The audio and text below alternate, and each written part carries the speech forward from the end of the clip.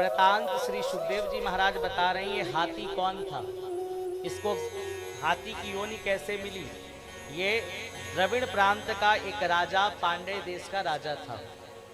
इसका नाम इंद्रदुम्न था। एक बार मलयालचल पर्वत पर ये राजा तपस्या कर रहा था और वहीं पर अगस्त मुनि आए थे। तो इस राजा ने अगस्त मुनि को खड़े होकर सम्मान नहीं किया था, तो अगस्त मुनि ने श्राप दे दिया था कि तुम्हें अपने राजा होने का इतना बड़ा अभिमान है, जाओ तुम्हें गज की योनि प्राप्त होगी। वो मगरमच्छ कौन है, वो मगरमच्छ की योनि में कैसे आया।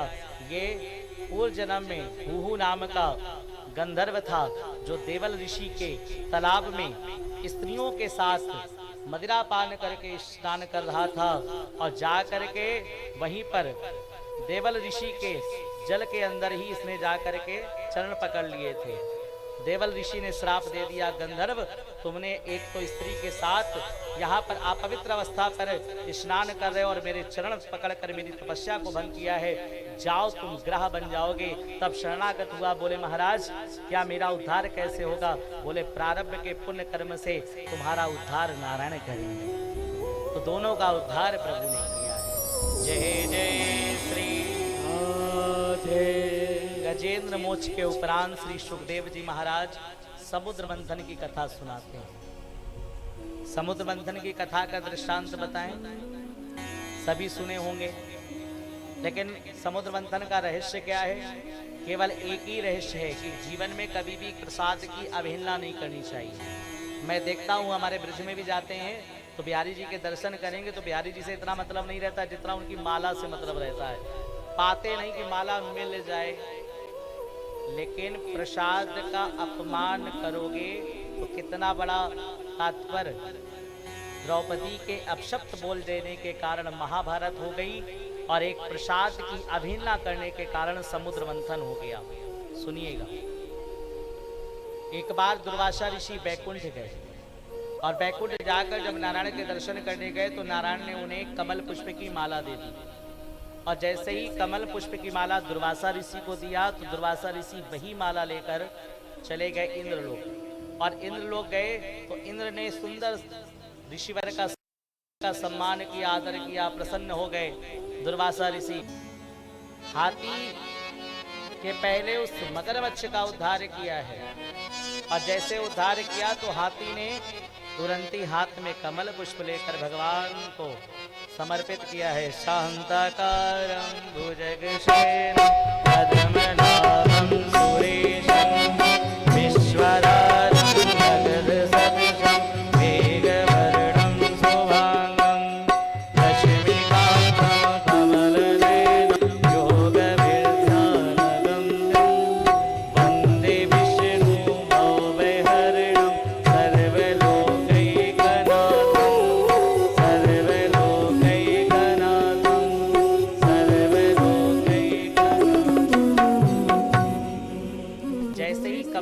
चढ़ाया। तो वृतांत श्री सुखदेव जी महाराज बता रहे हैं ये हाथी कौन था, इसको हाथी की योनि कैसे मिली। ये द्रविड़ प्रांत का एक राजा, पांड्य देश का राजा था। इसका नाम इंद्रदुम्न था। एक बार मलयालचल पर्वत पर ये राजा तपस्या कर रहा था और वहीं पर अगस्त मुनि आए थे। तो इस राजा ने अगस्त मुनि को खड़े होकर सम्मान नहीं किया था, तो अगस्त मुनि ने श्राप दे दिया था कि तुम्हें अपने राजा होने का इतना बड़ा अभिमान है, जाओ तुम्हें गज की योनि प्राप्त होगी। वो मगरमच्छ कौन है, वो मगरमच्छ की योनि में कैसे आया। ये पूर्व जन्म में हुहू नाम का गंधर्व था, जो देवल ऋषि के तालाब में स्त्रियों के साथ मदिरा पान करके स्नान कर रहा था और जा करके वहीं पर देवल ऋषि के जल के अंदर ही इसने जा करके चरण पकड़ लिए थे। देवल ऋषि ने श्राप दे दिया, गंधर्व तुमने एक तो स्त्री के साथ यहाँ पर अपवित्र अवस्था पर स्नान कर रहे हो और मेरे चरण पकड़कर मेरी तपस्या को भंग किया है, जाओ तुम ग्रह बन जाओगे। तब शरणागत हुआ, बोले महाराज क्या मेरा उद्धार कैसे होगा। बोले प्रारब्ध के पुण्य कर्म से तुम्हारा उद्धार नारायण करेंगे। तो दोनों का उद्धार प्रभु ने किया है। जय जय श्री गजेंद्र मोक्ष के उपरांत श्री सुखदेव जी महाराज समुद्र मंथन की कथा सुनाते हैं। समुद्र मंथन की कथा का दृष्टांत बताएं। सभी सुने होंगे, लेकिन समुद्र मंथन का रहस्य क्या है? केवल एक ही रहस्य है कि जीवन में कभी भी प्रसाद की अवहेलना नहीं करनी चाहिए। मैं देखता हूँ हमारे ब्रज में भी जाते हैं तो बिहारी जी के दर्शन करेंगे तो बिहारी जी से इतना मतलब नहीं रहता जितना उनकी माला से मतलब रहता है। पाते नहीं कि माला मिल जाए, लेकिन प्रसाद का अपमान करोगे तो कितना बड़ा तात्पर्य।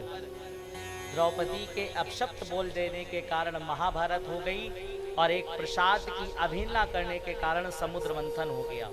सुनिएगा, एक बार दुर्वासा ऋषि बैकुंठ गए और बैकुंठ जाकर जब नारायण के दर्शन करने गए तो नारायण ने उन्हें कमल पुष्प की माला दे दी। और जैसे ही कमल पुष्प की माला दुर्वासा ऋषि को दिया तो दुर्वासा ऋषि वही माला लेकर चले गए इंद्रलोक। और इंद्रलोक गए तो इंद्र ने सुंदर ऋषिवर का सम्मान किया, आदर किया, प्रसन्न हो गए। दुर्वासा ऋषि प्रसन्न होकर के वो कमल पुष्प की माला इंद्र को दे दी। और जैसे इंद्र को माला दी तो इंद्र के बगल में खड़ा है गज। इंद्र ने वो माला हाथी की सूंड में टांग दिया और हाथी ने क्या किया, वो सूंड से माला नीचे गिराकर उसके चरण। दुर्वासा ऋषि ने जैसे देखा कि मेरे प्रसाद की माला का अपमान हुआ है, पर माला प्रसादी आप कुछ भी लें तो सोच समझ कर लें। इसीलिए मैं कहता हूँ तीर्थ पे प्रसाद जो लेते हो उसको वहीं समाप्त कर दो। और अगर आपके अंदर इच्छा जागृत है कि हम ये प्रसाद बांटें तो आप अपने घर पे आकर शुद्ध प्रसाद लेकर के अपने ठाकुर के सन्मुख रखें और ध्यान उसी तीर्थ का करें। उसके बाद उसे पैकेट में बना करके बांट दें। वो शुद्ध प्रसाद होता है, जल पवित्र होता है। उसके अलावा कोई भी प्रसाद आप सोचो वहां से लेकर आए हो, ये असंभव है, अपवित्र रहता है। आप उसके मन में भाव कर सकते हो ये प्रसाद आया है। प्रसाद का मतलब इस कंठ तक रहता है, इस जो चिड़िया होती है ना यहाँ पर। चरणामृत का मतलब जिव्या पर आए और यहाँ तक रहे, और इसके नीचे जो प्रसाद उतरता है वो मैल हो जाता है, कोई फल नहीं। तो तात्पर्य चरणामृत का प्रसाद है जिव्या शुद्ध करने के लिए, बस। अब आप प्रसाद लेते कहाँ हो? अभी देखिएगा आज पंचामृत बटेगा और आप देखना कथाओं में किसी के यहाँ भी प्रसाद होता है तो व्यक्ति चरणामृत होता है। और चरणामृत का मतलब है चरणों से निकला हुआ अमृत। लेकिन वो क्या करेंगे, प्रसाद पाएंगे, कहेंगे अगर मम्मी नहीं आई उनका भी दे दो, पापा नहीं आए उनका भी दे दो, इनका आया उनका भी दे दो, प्रसाद बहुत अच्छा बनाए। मैं अन्यत्र कथाओं में क्या, छोटे अनुष्ठान में आप धर्म से जुड़े हुए प्रसाद का महत्व समझिए कि प्रसाद का महत्व क्या होता है। किसी भी आप तीर्थ पे जाइए तो एक वहाँ पे पुजारी बैठा होता है, प्रभु का चरणामृत लेकर देता है ना, फिर 3 बार आपको जल देता है, आप पान करते हो, जिव्या से शुद्ध होकर हृदय में जाता है और शांति मिलती है। तो प्रभु का प्रसाद वो लेना चाहिए जिसको आप पान करें वहीं पर प्रसाद को। अगर पात्र में प्रभु का प्रसाद भी चरणामृत का ले रहे हो तो उस प्रसाद को ऐसे फेंक नहीं देना चाहिए उस पात्र में, उसमें थोड़ा सा जल डाल करके उसके बाद पीना चाहिए जिससे वो स्वच्छ हो जाए। नहीं तो छोटा छोटा अन्यत्र पाप भी आप ही को लगेगा।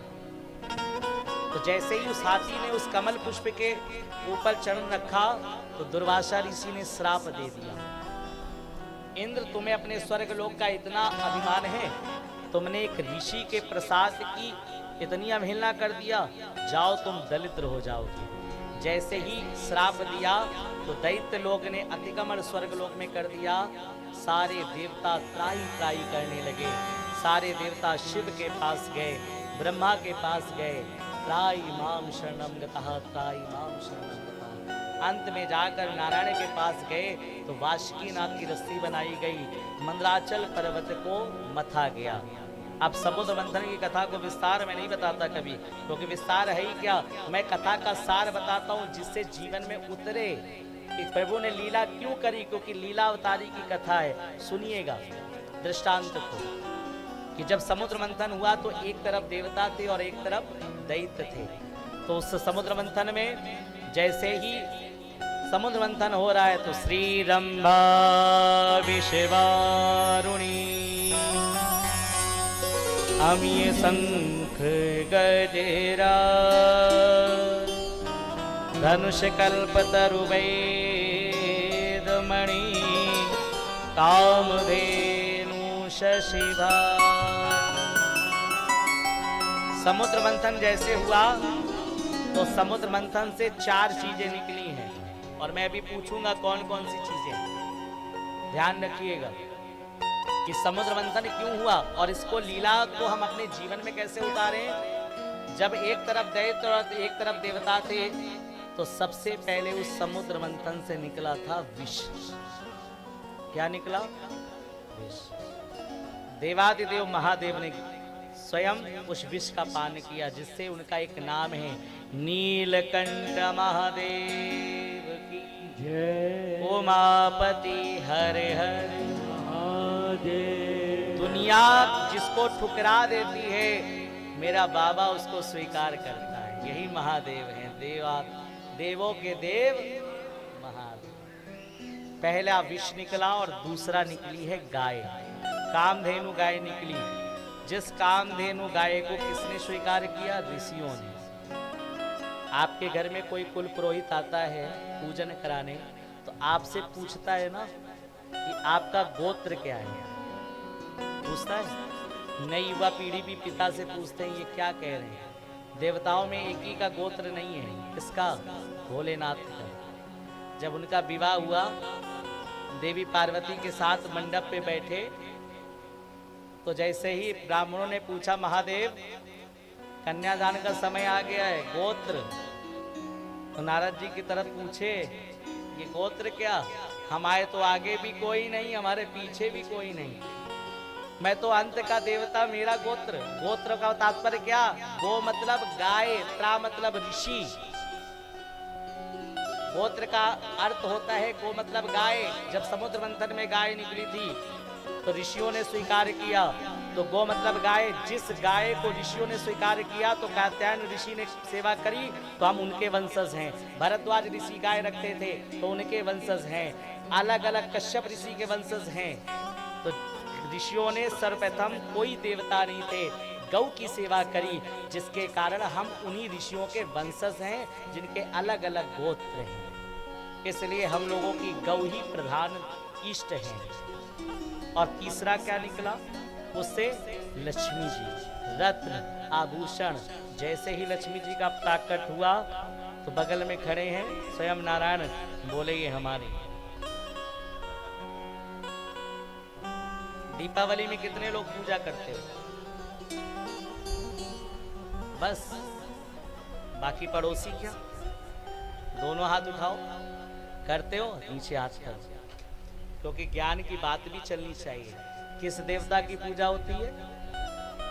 फिर से बोल दो, फिर से बोल दो, कन्फर्म है?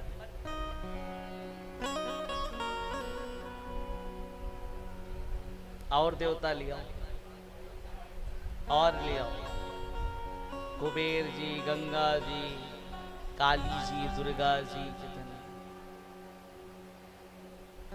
लक्ष्मी जी का पूजन कब होता है? धनतेरस के दिन, धनवंतरी अवतार में। क्योंकि समुद्र मंथन कब हुआ था? धनतेरस के दिन लक्ष्मी का प्राकट हुआ है। अगर मूल जो चाहते हो लक्ष्मी का पूजन तो धनतेरस के दिन होता है, लक्ष्मी का प्राकट होता है।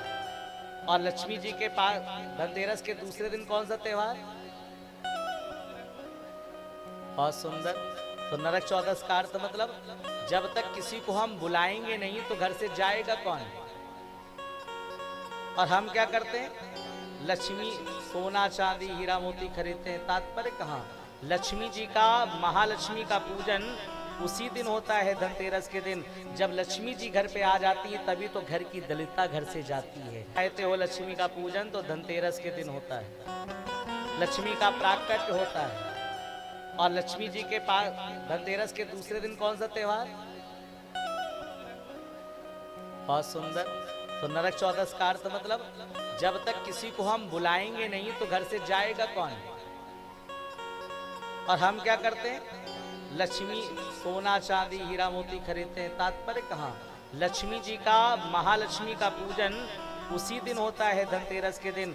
जब लक्ष्मी जी घर पे आ जाती है तभी तो घर की दलिता घर से जाती है। और जब जाएगी तभी दूसरे दिन क्या होता है?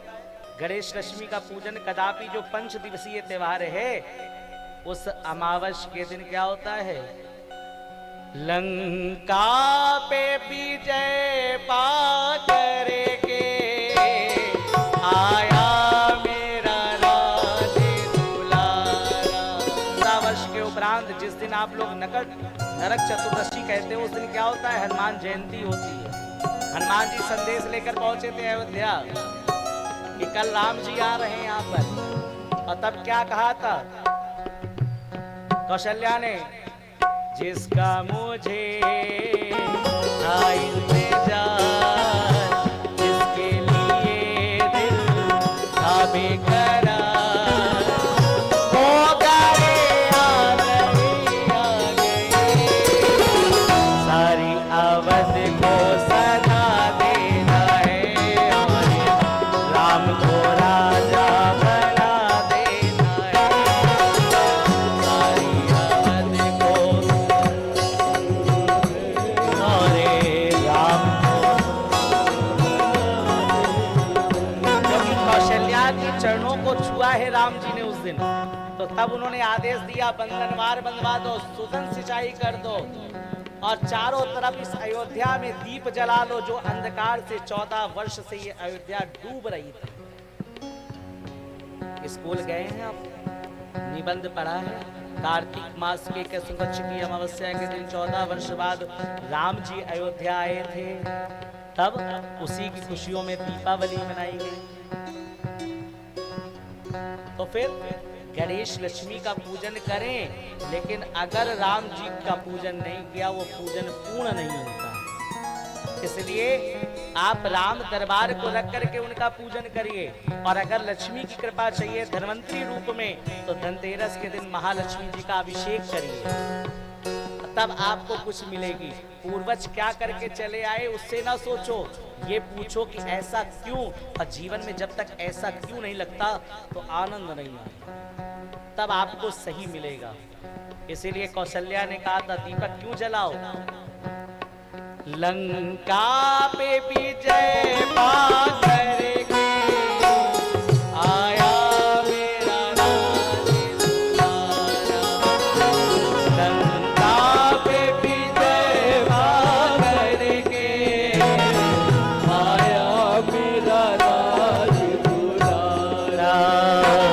मेरे नैनों का तारा हे तू आज्ञा पालने हारा। चाहिए राम जी का। तो क्या हुआ, 4 घंटे आप यहाँ पर बैठे, और यहाँ के बाद जब घर जाते हो तो चिंतन करते हो, मनन करते हो। किसका? मति और मन का मंथन करते हो। तो जितना गलत हो रहा था तो वो द्वेष पहले निकाल देते हो। उधर समुद्र मंथन में क्या निकला? विष। इधर आपकी इस आत्मा में गलत भावना निकल गई, गलत विचार निकल गए। उसके बाद वहां क्या निकला? कामधेनु गाय। कामधेनु गाय का मतलब जो चाहो वो मान लो। शास्त्र कहते निर्मल मन जन सो मोई पावा। जब इस आत्मा में कोई भी गलत विचार नहीं होंगे, पाप द्वेष नहीं होगा, तो इस आत्मा में कौन विराजित हो जाएगा? परमात्मा। जो चाहो वो मांग लो। तीसरा उधर क्या निकला? लक्ष्मी जी, जिसके घर में परमात्मा की सेवा होती है, बिहारी जी की सेवा होती है, नारायण की सेवा होती है। तो जब नारायण की सेवा होगी तो उनकी पत्नी सदा सर्वदा लक्ष्मी जी उन्हीं के घर पर विराजमान होती हैं। चौथा वहाँ क्या निकला? अमृत। अमृत का मतलब आनंद। जिसके घर पर आनंद तब होगा जिसके घर में ठाकुर की सेवा होगी, कृपा रूपी आत्मा में ये जो परमात्मा का वास होगा, तो जीवन में केवल आनंद ही आनंद होगा। यही आनंद उत्सव की समुद्र मंथन की कथा है, और कुछ नहीं। के भाव बोले वृंदावन बिहारी लाल जय। राम जी के चरणों में हम लोग आइए ध्यान करते हैं। उसके बाद सभी लोग भाव से आगे पावन पुनीत बधाई उत्सव में सम्मिलित होंगे। श्रीमद् भागवत महापुराण में अन्यत्र कथाओं में, जिसमें वामन भगवान का एक पावन चरित्र है, और वामन भगवान का चरित्र क्या सिखाता है? केवल एक ही चीज, बामन मतलब बाम मतलब उल्टा, ना मतलब ना। भगवान को बामन क्यों अवतार धारण करना पड़ा?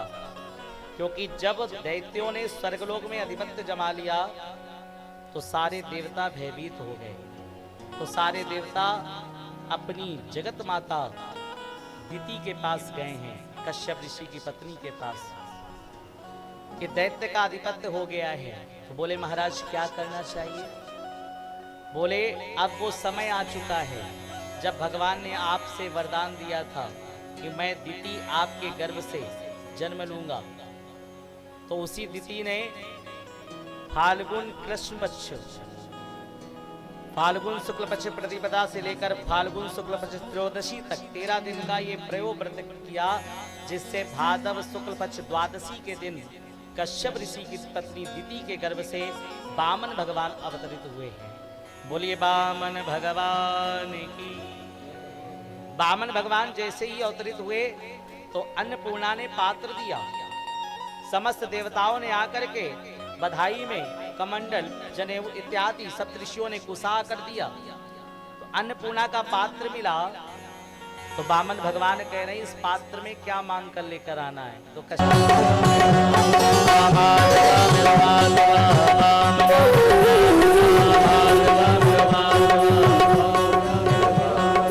बोले वामन भगवान की।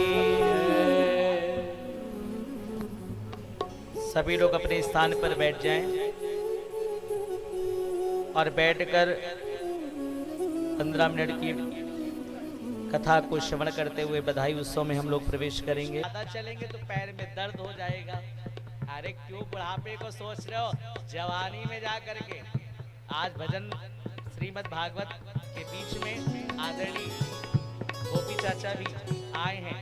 देखो 76 वर्ष की उम्र है और लेकिन जो कानपुर में रामनवमी यात्रा सेवा समिति के अध्यक्ष भी हैं और इतनी वृद्धावस्था में, और वो केवल जनमानस के लिए केवल यात्रा कानपुर में निकालते 75 साल हो गए। कितनी बड़ी कृपा है उन पर कि बीमारी अवस्था भी लेकिन क्या है, उनको देखकर हमें बल मिलता है। इतनी वृद्धावस्था में भी होकर देखो वो कभी मनोबल छोड़ते नहीं, हम मुस्कुराया करते, ये राम जी की कृपा है।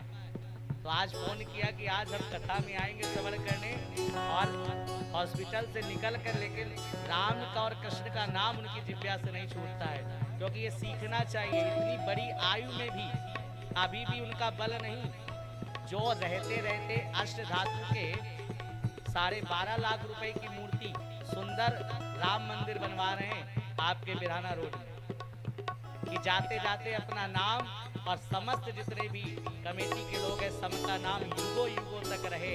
ऐसा प्रभु राम की कृपा से ऐसा जीवन में करना चाहिए। क्यों?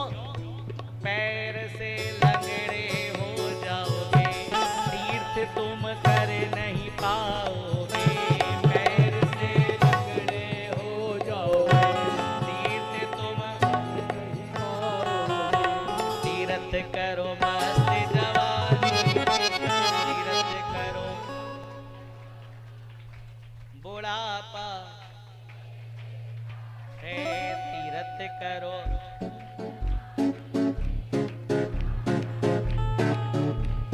क्या बात है, अब लग रहा है मैं परिवार के साथ बैठकर आनंद ले रहा हूँ। इसलिए कौन कौन भजन करेगा जवानी में?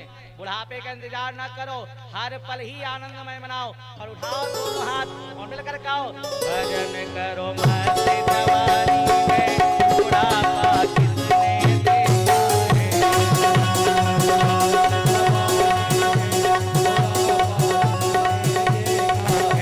भजन करो मस्त जवानी में, बुढ़ापा किसने देखा है।